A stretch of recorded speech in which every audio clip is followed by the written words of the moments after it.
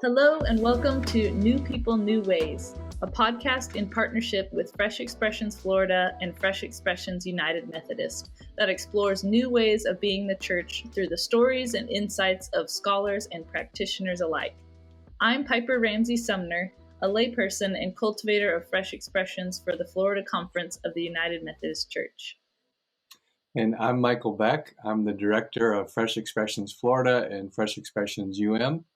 And in this episode, we are joined by the man, the myth, the legend, Bishop Graham Cray. He's retired bishop in the Church of England and was the Archbishop's missioner and team leader for Fresh Expressions from 2009 to 2014.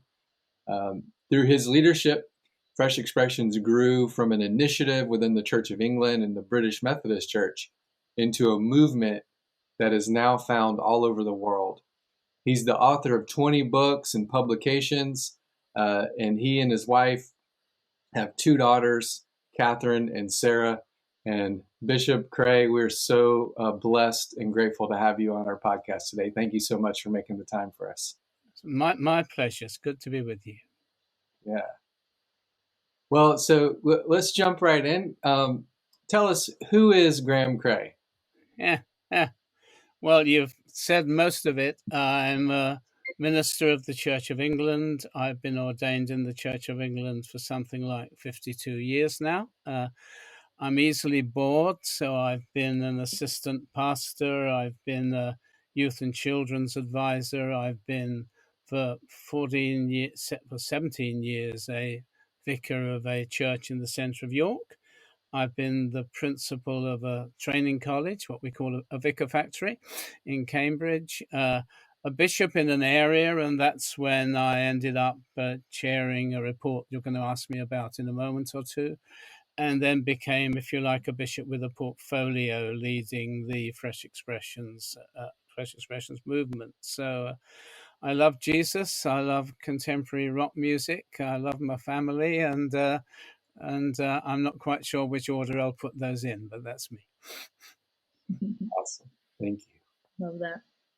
Glad music is on the list. The Absolutely. last two Music, yeah. Our last two interviewees that we talked to, music is a big part of their lives as well. So I'm seeing a theme here. Yeah, Tedeschi Trucks Band is my favorite live band at the moment. So that's cool. I got to look that up. Yeah, that's awesome. Maybe we'll have to have a little interlude and we'll play that. That'd be cool. That'd be awesome. Okay. So that question, like you said, you mentioned, not only were you present for the official birth of the Fresh Expressions movement, but you were the chair of the team that authored a report called Mission-Shaped Church that brought it to life within the Church of England. So what was the message and the goal of that report? Okay, well, you need a bit of background. Church planting Fresh Expressions of church is a comparatively new phenomenon for the current Church of England. Obviously, there isn't a church in the world that wasn't planted sometime, but we haven't, because of our historic parish system, we have a church everywhere. We hadn't really thought about that for quite a while. But gradually it became a practice. And I think by the time we had records of about 200 new congregations being planted, most of them fairly traditionally into a new area of housing or something like that. It was decided to publish a report on it, and the bishops commissioned a report called Breaking New Ground, which largely was good advice on fairly traditional church planting, but importantly began to talk about people engaging in networks and not just geographical areas. That was good, but the situation began to change rapidly. Some parishes were experimenting with anything from cell church to youth congregations and so on. And so the House of Bishops decided that we needed another report. Look at the first one, see what was still decent advice and what was, and address the new.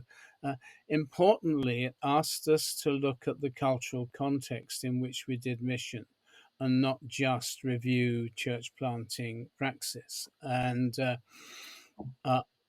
all these reports, which are reports to a national synod. So you're thinking you're writing a report for your church government. You don't think you're writing a book that's going to go anywhere else.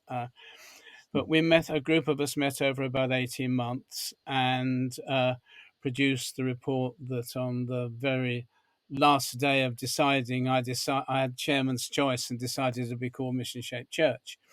And we had identified a significant number of new types of planting of new congregations, taking significant awareness of local context and so on. And we basically said to our church, and I had to present this to our national synod, that we are not recommending we start something new. We are pointing out that something really significant is happening on the edge of our church life that we believe was hugely significant for the future. There was good praxis and we needed to get behind it. So we recommended that the church as a whole and the parishes in particular should start planting what we called fresh expressions of church. Now, I need to let you know that we chose fresh expressions of church for two reasons. The first was it was vague, and there were lots of other things around that felt to us as though they were a brand. So you talk in England about new ways of being church. It means a particular methodology. You talk about emerging church, and that raises a whole catalogue of issues that we didn't want to get into. It. If you were writing for the Church of Scotland, you'd call it emerging church without controversy. If you're writing something that might end up in the States, there's too many battles to fight on that. So something vague, but actually it's got an Anglican root because every priest appointed to a parish and every person when they're ordained takes something called the Declaration of Assent, which says the gospel must be proclaimed afresh in each generation.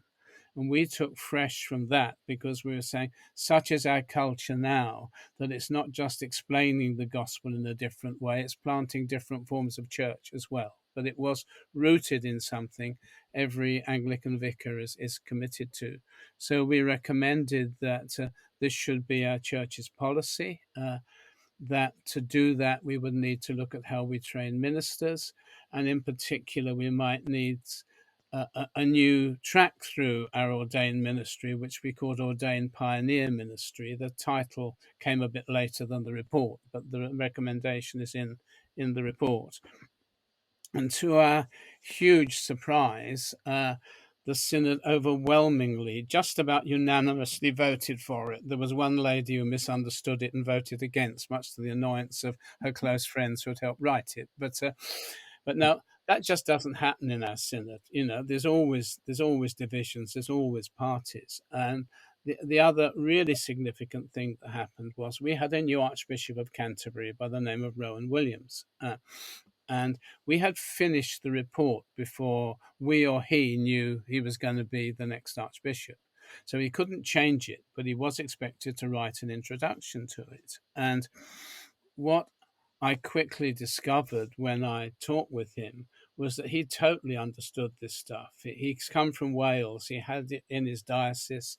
Some very good friends that you'll know called Bob and Mary Hopkins had done a big consultation with him, and he was supportive of the whole idea. He spoke positively about the report in the debate, and then afterwards basically said, if this is going to have legs, it needs a team to run it out across the country and set that up. And I was involved in the appointment of Stephen Croft as the first leader of the team and then succeeded him when he became a bishop. So the aim was that we reach the people who we don't reach through our traditional ways of doing church, with significant attention to their culture and their integrity and how we can engage them with the gospel of Jesus, in rather than you come to what we've got because that's the only option on the table. We will come to you and we will form church with you and work with you incarnationally.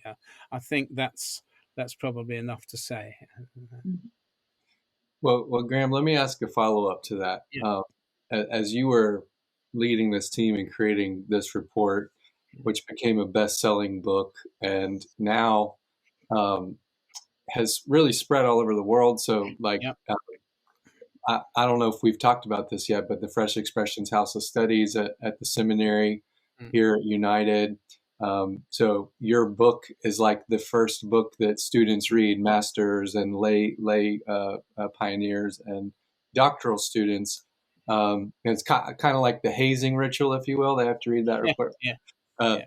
but did you have any idea the impact, like the global reach that these ideas that y'all were putting down in paper would have?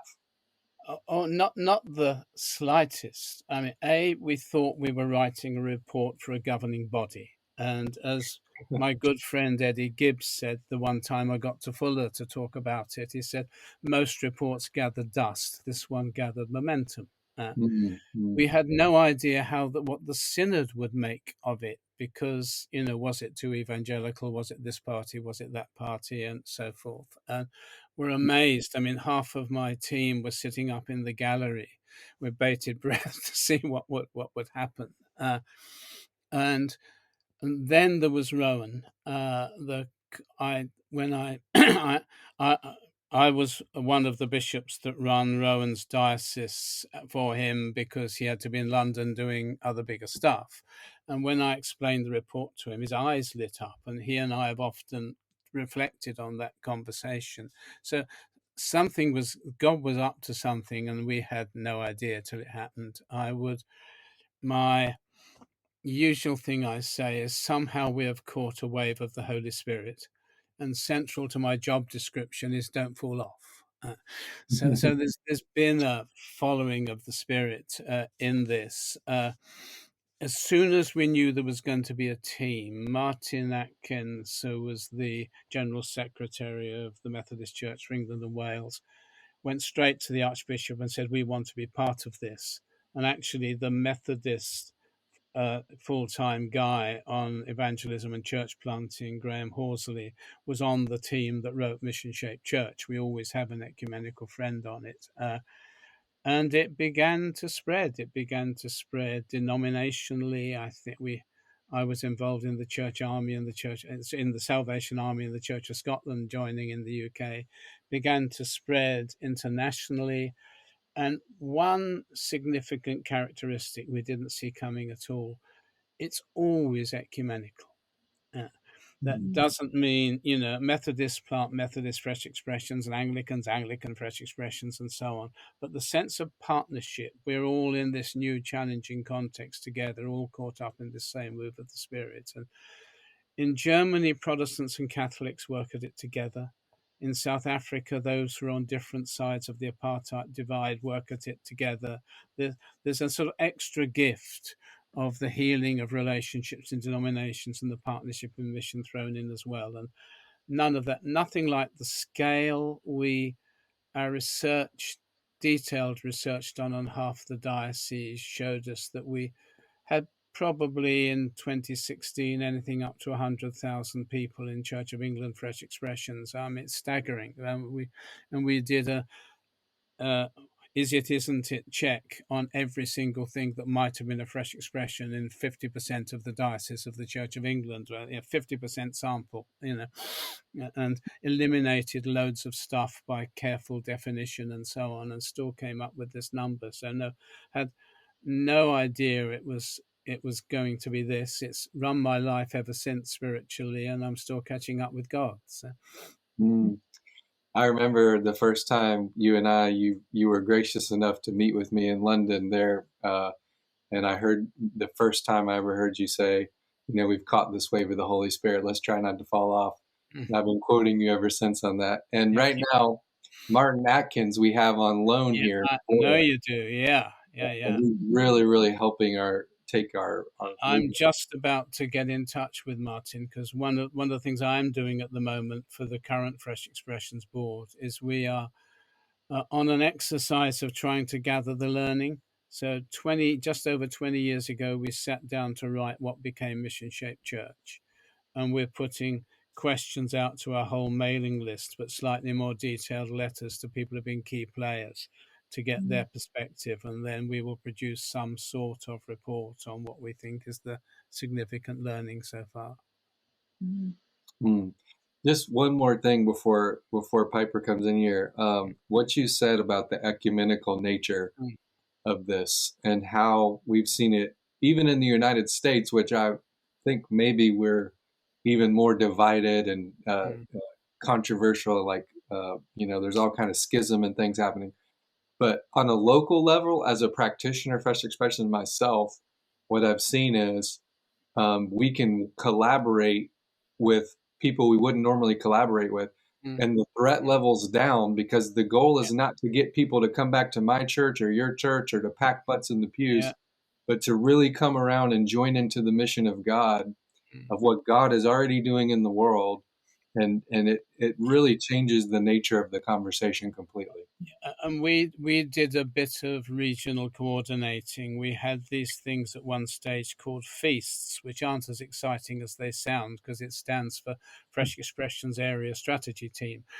But what it actually means is significant leaders of different streams and denominations in a region meeting together to pray for one another, and particularly to make sure we weren't unintentionally competing with one another. There's plenty of mission field out there, so and it's great for relationships.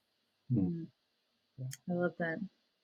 Because in America, people always joke that there's, in a lot of small towns especially, there's a church on every corner. But sometimes those churches, they never interact with each other. Walk right past each other, drive right past each other, go into their church buildings and back out. And they talk about wanting to impact the community and those things, but they never do it together.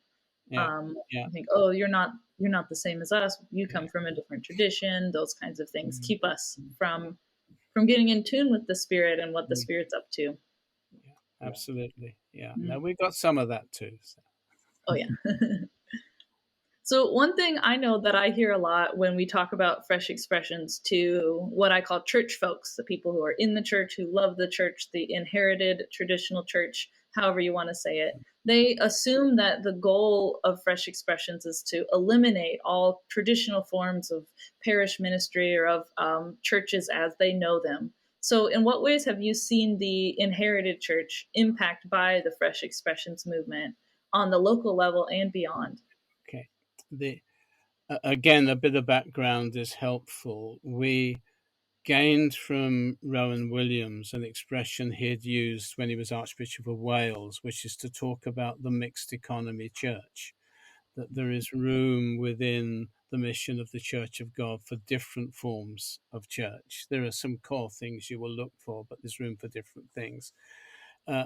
Now in the Church of England, we tend to say mixed ecology, like the term slightly better, but it's that same thing. So the great advantage of that is when you're introducing this to a traditional church, you're not asking them to stop being the traditional church.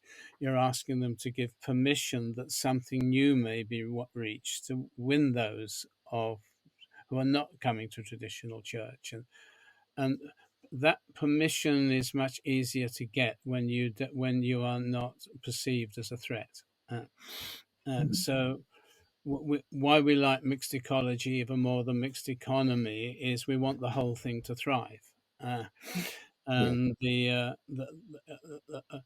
growth of a mixed ecology church is one of the three national strategy points of the whole Church of England. So from a hierarchy and leadership and strategizing point of view, we are totally committed to the flourishing of if you like, both ways.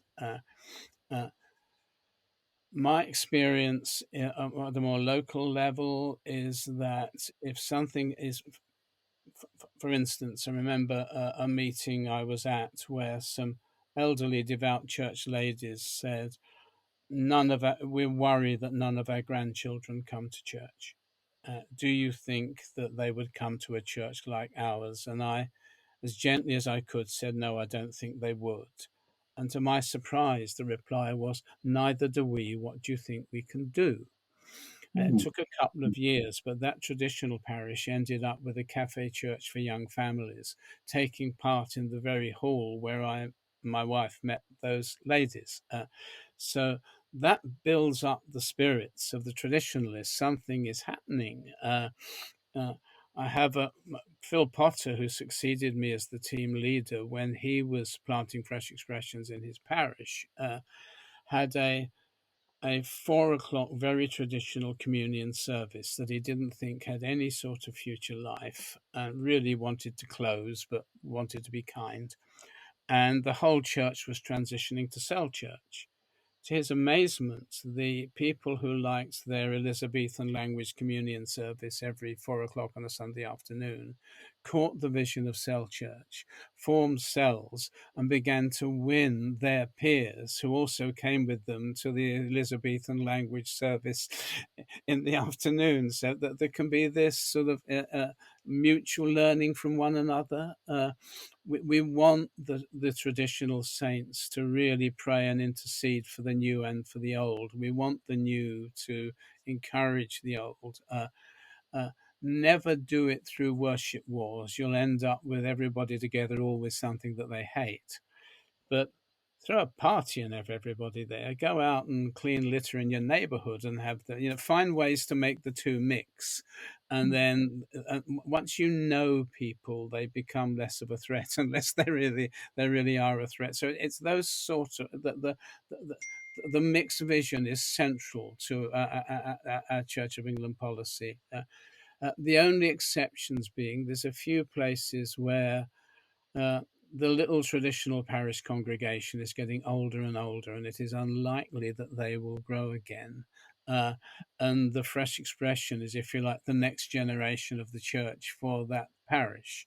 But we're not looking for that. We're just recognizing there are certain times when that's so. And I know my friend Sally Gaze, who's our best expert on rural Fresh Expressions, when she established her cell church alongside the 7 historic building congregations that she had, some of the people who came to faith in the cell church had a more traditional church background and eventually joined the traditional. So see it as a whole. It's never a competition. Amen. I love, I believe it's Matthew's version of Jesus. You don't put old wine into new wineskins or new, Yeah. but the part we often don't see so clearly is, and both are preserved. The Yes. new wineskin Yes. and the old wineskin, Yes. vintage stuff, Yeah. the fresh Yeah. stuff. And I mean, we think traditional parishes some of them are superb, some of them could do more.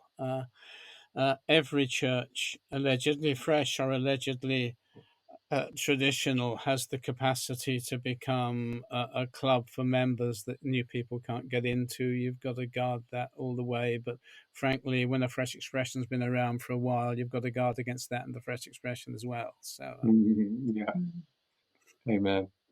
I think Piper and I and our Fresh Expressions have both experienced that as well. and then there is a developmental problem as you grow. The requirement for time given to pastoral care and all sorts of things grows, and you can partly lose your missional edge just because you haven't got time to do it anymore. So that is one of the reasons why we think some Fresh Expressions go really big, and that's fine, but our best advice is get it to 50 and plant another. That's good advice. So, kind of one of the ways that I like to share on this side of the pond, when we talk about it, is our friends from the United Kingdom are from our future, right? So, some of the realities that have been unfolding there around post-Christendom and all those things. In some place in the United States, in the Bible Belt and other, you can like stick up a traditional church and it still works pretty well in those contexts. And people are like, why do we need to do that? But I'm trying to say, this is what's coming to us, right? In some places, it's a fairly new idea here. But if you could help us, like, learn from your failure, learn from your wisdom, like what not to do. So maybe some mistakes that you made or things you would do differently. that we could draw from that wisdom here? Yeah, okay. What one of the things I've learned as I've reflected on this are that there are three key roles in this, not two. At the beginning, I used to think permission givers, practitioners. You know, I've decided that between the two, you need diplomats, because the people who instinctively get this cannot see why the people they think hold the purse strings or give the permission or something like that don't get it. Uh, and you need bilingual people. I'm one of them. I'm a missional diplomat. I'm not a great practitioner, but but I get practitioners and they get me. I get bishops and superintendents and overseers of all sorts, colonels in the Salvation Army, and because I know the sort of pressures and responsibilities they carry, and I get them too. So I look for the pioneers, although we have a spectrum about different sorts of pioneering. It's worth reflecting on in a moment as well. And I look to the permission givers and act, if you like, as an interpreter between the two. Its primary purpose is releasing the missional. It's releasing the missional with blessing rather than regret. But it's also an oil can on relationships. I remember when my predecessor Stephen Croft had become a bishop, he and I did a big conference in Germany together. And I remember him saying, we have learnt to connect the center to the edge. Yeah. And that works both ways, that the edge is getting support and it is being listened to. But when you get that sort of relationship, you get the genuine accountability that you might lose if tensions were difficult. So grow your diplomats as well as your pioneers. That's, I think, crucial. Two biggest mistakes that we have found are transition from first generation to second generation leadership. If you haven't invested in growing leaders, particularly, preferably local incarnational leaders, the moment people are beginning to come to faith, spot the gifts of leadership and so on, you can then get a difficulty if it's too dependent on the original planter and they go. It can be very frail. That's why our criteria for pioneer priests, we insist there's evidence before we'd even train them. We insist there's evidence that they work collaboratively rather than they're just lone wolves. But we also learnt that on the spectrum of pioneers, there are some whose gifting is to start the new and move on and start the new. There's a majority who are capable of planting something or a number and nurturing them through to maturity. And there are some that we call pioneer overseers. Michael, you're one, I think, who have the capacity to oversee whole networks of this sort of stuff because they actually are practitioners and they do it. So we've be more sophisticated in your analysis of who's a pioneer and who's not, who's a practitioner and who's not. Look for people who can do the second stage of nurturing the fresh expression and keeping it fresh and contextual. So that's one thing. The second one is cloning. Now you've seen what we call the fresh expressions journey. The best praxis teaching and training that we do. It needs to be thought of as learning scales. Once you're skilled in your scales, you can improvise. But until then, certain things work better if you do them before other things. And people skip the listening side. Our movement grew especially through the publication of well recorded stories. And the only danger of that was that the people catch on to a story, they catch on to a model, or they've done something in their previous parish and it worked really well, and they just assume you do it again. you know. And I used to say, look, when I was working full time, I lived down the south of England in Kent. I had some nice shrubs in my garden. Then we retired up to our cottage in the north of England. And it would have been nice to bring some of those shrubs, but the Yorkshire east wind that comes through my garden would kill them in one winter. You can't just clone what you did before and do it in a different context, because the most important thing about the planting of fresh expressions, which I didn't see as clearly at the beginning as I do now, is that they are locally contextual. It's the reading of where God is at work in the local context. You can't blueprint.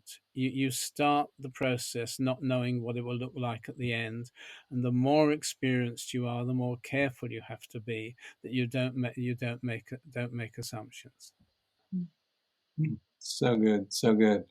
I find myself when you have moved appointments actually really having to like, I know this works over here, and Yeah, I have to yeah, check yeah. myself and say, but this context is completely different. You have to, really listen in each context on its own terms. And But because we're following the leading of the missionary spirit who's there ahead of us, it is just possible that the missionary spirit has more imagination than we do based on experience so far. Mm. amen. So you went into this a little bit, and I just got to ask this because I feel like where we're kind of stuck in a way with this movement in specifically in the United Methodist context. So I'm on the board of ordained ministry, and we're trying the way that you all were able to reorganize the system around pioneer ministry and have ordained pioneers and lay pioneers and like.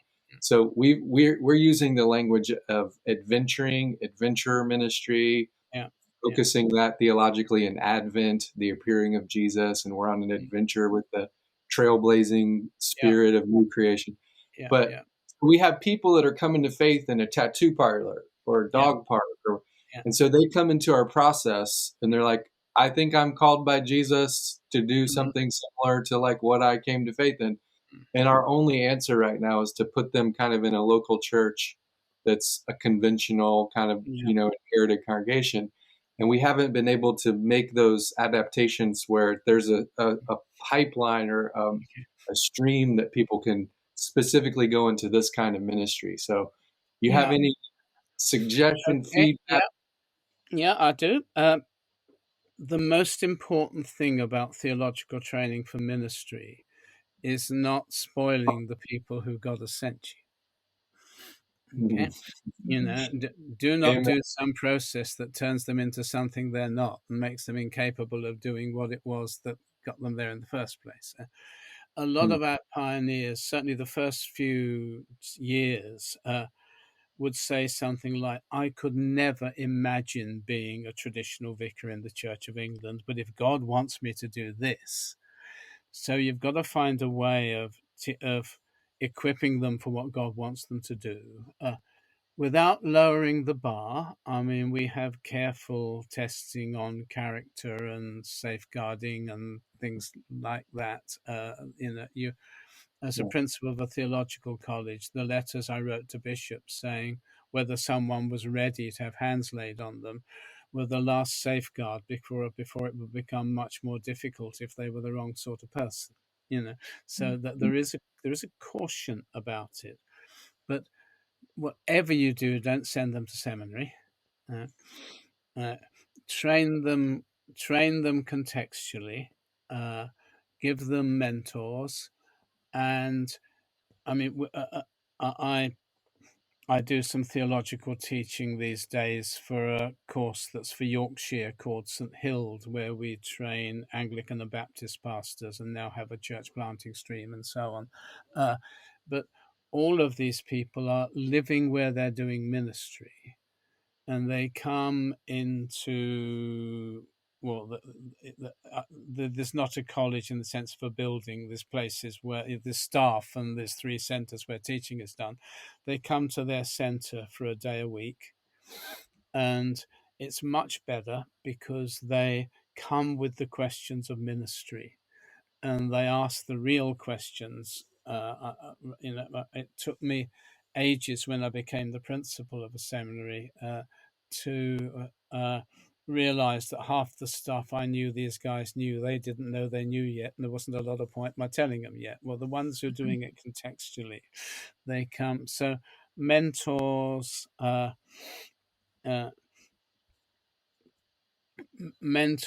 theological training from context, and really make sure that everything you've learned about pioneering, you're downloading, as it were, into them. We had a separate. I shared it for several years, even after retirement. A separate process whereby we sorted out whether they were a pioneer before the denomination sorted out whether they would ordain them or not. And if you've got that right, then you can develop a track for those people. That's good. That's good. See, I did it backwards. I have my a bachelor's degree in ministry and theology, and then I have my Master of Divinity. So I did go to seminary, but with the whole time knowing I don't want to be in a traditional church. And then I found Fresh Expressions.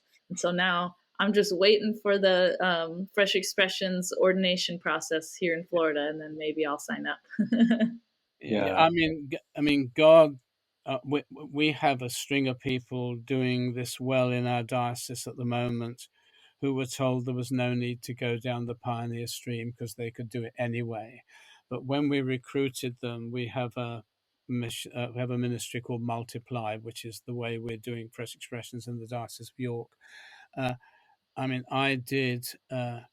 We knew who they were 6 months before they started, so I did intensive days with them to catch them up on what they would have been taught if they'd been on a pioneer track. But it doesn't matter. If you really know it's what you're called for, you will find what you need. But there is a better way around to do it if you can develop it. So not necessarily better for you, but for the future, for what you guys are doing in Florida.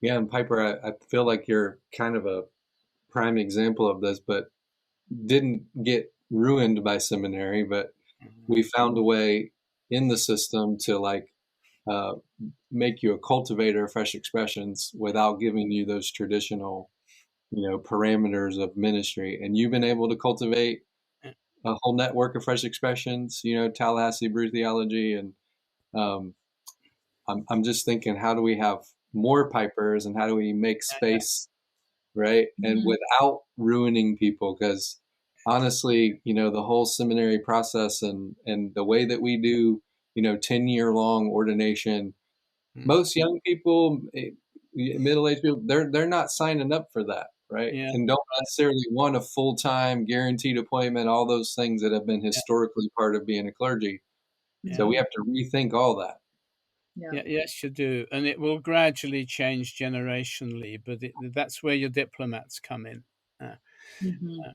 That's where your diplomats come in, because you're working on the enlarging of permission and vision in the denomination at the same time as you're supporting and nurturing the practitioners. Got to have those people to advocate. The higher ups. So one of the questions. I mean, my successor, I was the principal of Ridley Hall, Cambridge, and my successor, Bar 2, is a pioneer. He's a designated pioneer minister with a D-Min in entrepreneurship. So the other thing you do is you infiltrate. That's right. Yep, that's awesome. Well, so one of the questions that we've been asking everybody that we've interviewed so far is, where do you see the future of Christianity and the church heading? Well, as you've already said about the States, where I suspect East Coast, for instance, where Virginia Baptist took this up at the beginning, is much more like what we experience, and Bible Belt, still the more traditional works. So in my context, I see two things happening simultaneously. One is the continual decline of a sort of Christendom assumption Christianity. we have a lot of, and I live in a village. My vicar here has 9 village churches. Uh, Nearly all the congregations are elderly and shrinking. You know, if new people come, it's because a practicing Christian has moved into the village. But I worship with. I mean, I'm 75 myself, but I work with people I call the old ones. You know, who are in their 80s and so on. And that's a reality. That that generation of way of doing church is dying out to a degree. There's still lots of work for parishes to do, but it's dying out to a degree. And at the same time, we are learning to plant the new. Uh, and it's not the silver bullet for every context.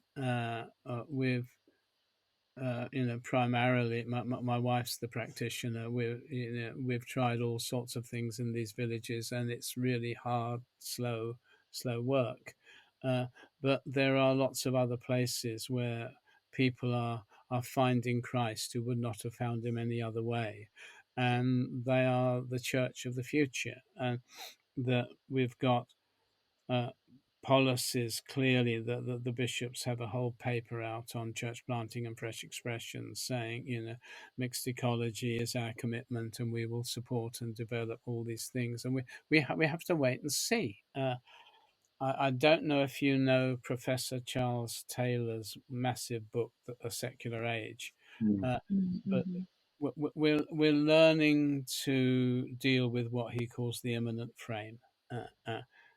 An assumption that life is complete without any sort of transcendence. Jamie Smith has written an introductory book, so you read 200 pages of Jamie rather than 850 pages of Charles. But I mean that is the context.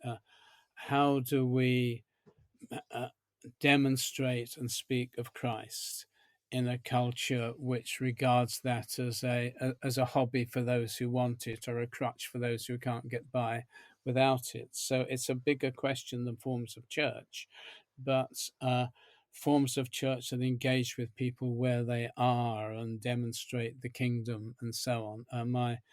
My favorite theologian, Leslie Newbigin, talks about the church being a sign, an instrument, and a foretaste of God's kingdom for a particular place, not just in general. Now, the more we can do that, the more we can, I think, engage properly with our society. I mean, I'm aware of places more secular. I've done a conference in Sweden recently where 2% of people go to church. Uh, and there's this, and guess what I was talking about? Mixed ecology for a diocese in the south of Sweden, and there are other places in South Africa which I know well and have been to quite a lot. There's less effectiveness of fresh expressions in the townships, but a lot of need for it in some of the suburban and other areas. English speaking, Afrikaner speaking.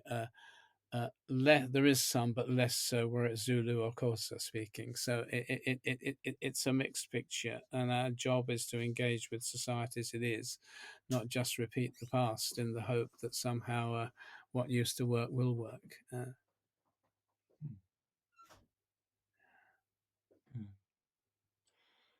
So, Graham, along that same line, 20 years at this now, Yeah.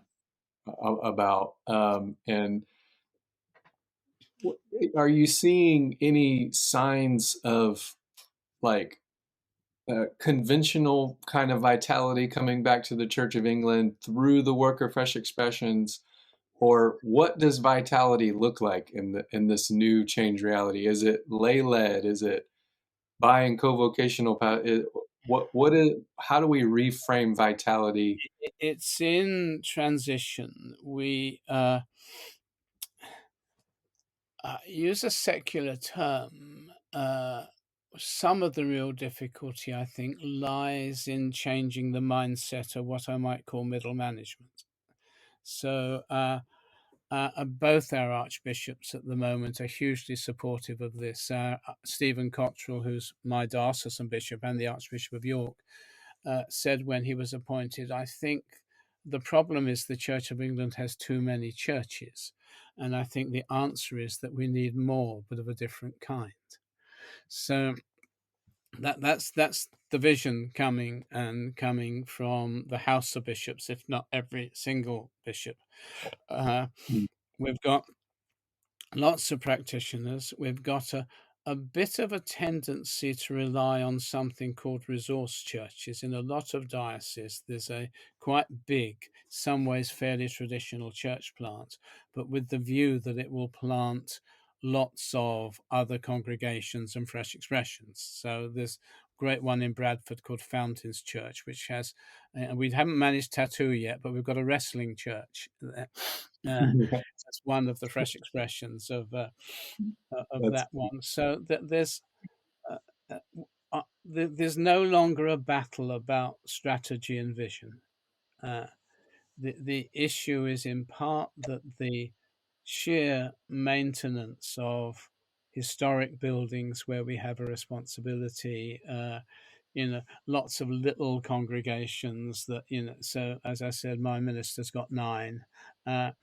It takes energy. So one of the issues isn't wanting to do the new stuff, it's finding the time and energy and being released to do it. So I think the vision is there. I think I'm pleased with our pioneers, and some of the money is there actually. That's important because this stuff does cost, even if it. So we got some national mission fund monies from some of the national inherited money to put 13 planters into parishes to plant out of the parish to plant the new, and enough to fund 25 lay pioneers for 1 or 2 days a week where they're already doing something, and the extra time and resource would make it flourish. All of those in their job descriptions have that they will give a portion of their time to other churches in their area to teach them to do what they're doing. So it's a commitment to culture change, but it takes time. My experience of this movement is God moves much faster than ever I could have imagined, and that the church never moves fast enough. And that's another thing I've got to be a diplomat about in the middle. So, but I can think of a very good Methodist fresh expression that in the end left the Methodist Church and became an independent church, though in very good relationships with the churches around it, basically because the circuit had unrealistic expectations of it. And then there was a change of superintendent who didn't like this whole thing at all. And suddenly life and relationships get difficult. And they were the best growers of young adult disciples I'd come across in a long time. And I was sorry, but I didn't really blame them when they decided, free of the denomination, we can actually do this, and in the denomination, maybe we can't. Wow. Well, Graham, thank you so much for your time, the wisdom. Like, I'm going to have to be sitting with this, processing much of what you said for a while. I'm sure many of our listeners are. But how can our listeners connect with you, follow you, kind of keep up with what you're doing? Well, Fresh Expressions UK has a website. I'm sort of the retired founder of the firm these days. I am doing my best to write a book on reimagining. I think I don't know if it works in terms of UK technology, but I have a lot of gadgets that have a default setting. Something goes wrong, you reset it the way you got it in the first place. Yeah, and I think our imaginations are captured by a default setting of ways of church which no longer fit our time.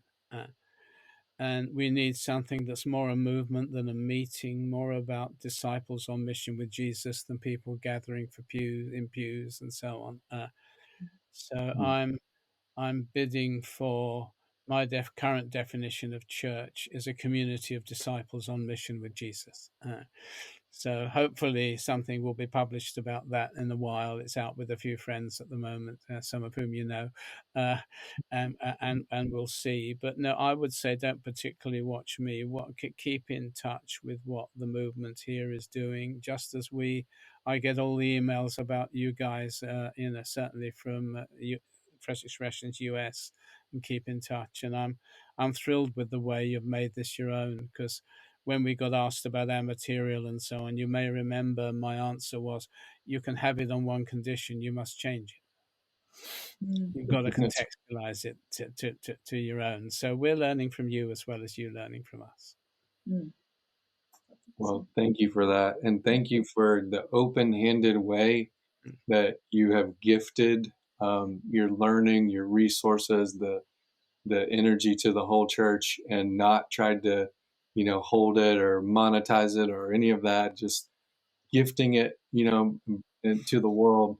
And I think we realize in United Methodism that we have to kind of run a lot of this through a Wesleyan framework and try to really kind of make it our own. We can't just take, Yeah. the cookie cutter. I'm going to throw an Anglican morsel into that theological conversations later this year. So. Yes, that's right. That's right. And we're thankful for that too. So can't wait for that. Would you give my greetings to Bishop Ken? Yes, absolutely. Will do. Well, thank you again for being with us, Bishop Cray. This has been really wonderful, and it's such a great conversation. I'm going to be thinking about it and mulling over it for a long time, for sure. And to those listening, thank you so much for joining in on this episode of New People, New Ways. If you enjoyed our conversation with Graham Cray, please rate, review, and subscribe on whatever platform that you are listening through. If you want to learn more about Fresh Expressions, you can check out our website at freshexpressionsfl.org and find us on Instagram, Facebook, Twitter, and YouTube. We would love to connect with you, and we will see you next time on New People, New Ways.